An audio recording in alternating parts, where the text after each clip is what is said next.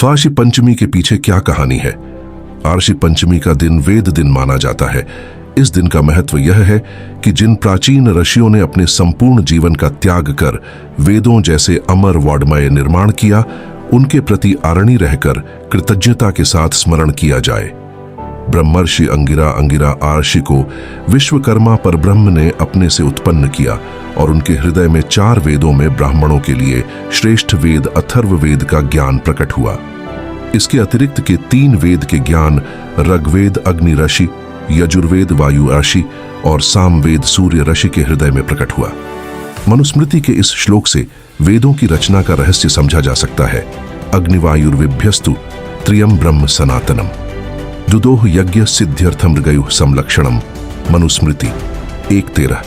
अर्थात जिस परमात्मा ने आदि सृष्टि में मनुष्यों को उत्पन्न करके अग्नि आदि 4 महर्षियों के द्वारा 4 वेद ब्रह्मा को प्राप्त कराए और उस ब्रह्मा ने अग्नि, वायु, आदित्य और अंगिरा से क्रमशः ऋग्वेद, यजुर्वेद, सामवेद और अथर्ववेद का ज्ञान ग्रहण किया।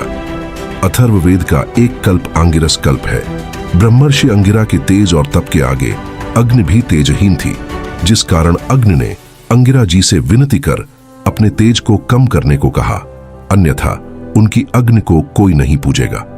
अग्नि की व्यथा देखकर अंगिरा जी अग्नि द्वारा स्वयं को उत्पन्न करके उनके पुत्र भी कहलाए।